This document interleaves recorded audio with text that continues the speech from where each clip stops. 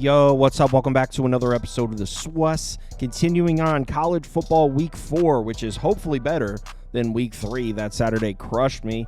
Got a good game here. USC on the road in the big house. Let's do it. Welcome to the SWUS. The SWUS. SWUS. Hey, get the SWUS. All right, like I said, USC's on the road in Michigan. Looks like the 6s are gone. For the most part, I'm seeing Michigan plus 5.5 across the board. As far as the total, 46.5 for the most part. FanDuel still has a 45.5 out there. So let's go ahead and get into this one. We'll start with the Michigan offense. Been pretty one-sided, pretty one-dimensional so far. 32nd in the country in yards per carry, 32nd in rushing success rate, 11th in effective rush. Unfortunately, the passing game just has not been there. Pretty much bottom 40 or so across the board in passing metrics. The offensive line, kind of the same deal here. They've done a great job creating space in the run game. Top 25, top 30 type numbers when it comes to run blocking. Haven't been quite as good in pass protection. And the thing I will say about the Michigan rushing attack, looked really good against Fresno, looked really good against Arkansas State, but when they really needed it against Texas, it wasn't really there. Just 80 rushing yards in the game, 3.5 yards per carry. So that's a little concerning. Their first real test, the first real defense that came in here, they weren't able to get the run game going. Now, I will say, getting the run game going against Fresno State definitely should be respected. Fresno is not a trash defense. I mean, that's a solid Mountain West defense this year. They're actually 36th in DFEI right now, and USC's 39th. So technically, according to some advanced metrics, the USC defense is on the same level as the Fresno State defense, and Michigan was able to run the ball in Fresno State. And you might go and look at the final score of that game. Michigan wins 30-10. And you might start to think, hey, Michigan can compete in this game. They shouldn't be catching 5.5. But the truth is, the final score of that game wasn't really so much a result of Michigan running the football. It was more so a result of Mikey Keene turning the ball over a couple times there. It was actually pretty close down to the wire. Mikey Keene on the road in Michigan week 1, 22 of 36, 235 yards, 1 touchdown, 2 interceptions, 38.7 QBR. Now, you'd think that Miller Moss is not going to do that at the end of the game, but we'll have to see.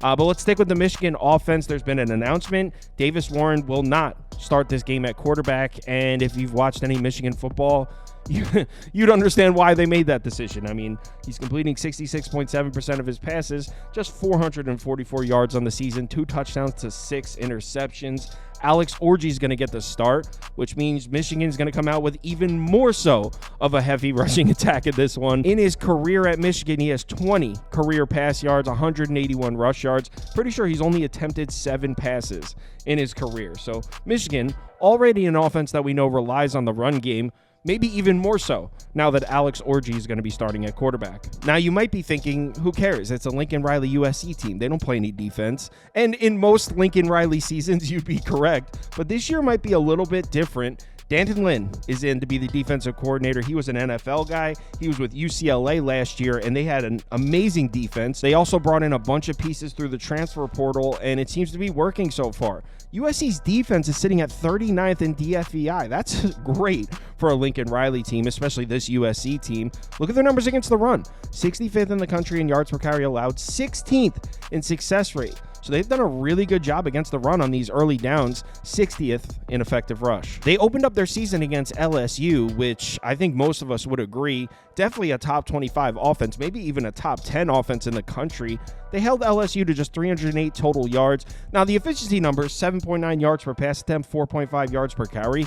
USC won that game by keeping LSU's offense off the field, more so than making stops. But still, this was a solid defensive effort here. Overall, on this side, do I think Michigan's going to be able to move the football in USC's defense? No, not really. But I think with the quarterback change and Orji taking over, I think they'll catch him off guard with a big play or two. So I do expect Michigan to get into the end zone a couple times, a couple big plays. I mean, how much game film do they even have of this Michigan offense with Alex Orji as the full-time quarterback? I mean, he usually comes in certain situations. So overall, I don't trust this Michigan offense to move the ball, but I do think they'll catch him off guard and get into the end zone a couple times, maybe with some big plays. Now let's flip it over to the other side and talk about the Michigan defense. And I mean, things look pretty solid on this side. Definitely looking great against the run. 19th in the country in yards per carry, 15th in success rate against the run, 11th in effective rush. They're rated 7th in DFEI. Last week's game against Arkansas State was definitely a little bit deceiving. I know the final score is 28-18.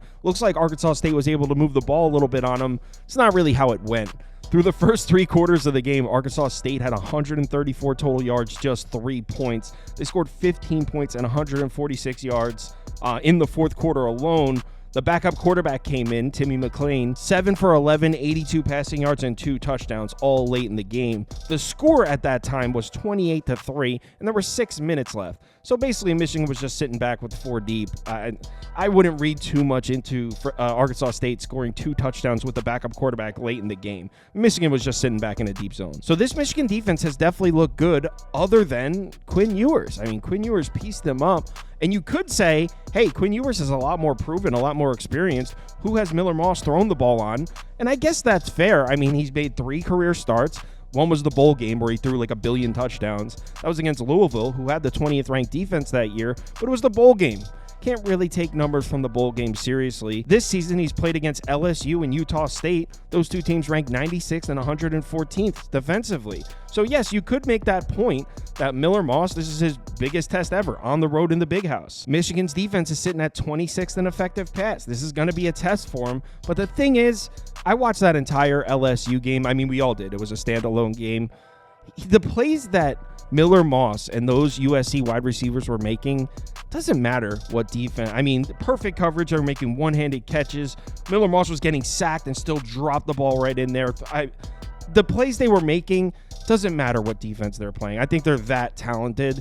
So even though I do respect this Michigan defense, I still expect Miller Moss to make some plays through the air here, which definitely points me over towards the USC side.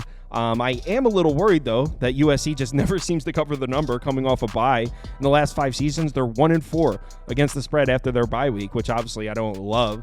That's not enough to scare me off, though. I would be on USC. Personally, I took the over. I got it at 45.5. Like I said, I think Michigan's able to break a big play or two, get in the end zone a couple times. I think this USC defense is better, but still not great. So I do think Michigan will get into the end zone a couple times, and I expect Miller Moss to make plays. Not to mention USC throws the ball a lot, so usually when you see more passing, the clock tends to run less. So 45.5 is a low number.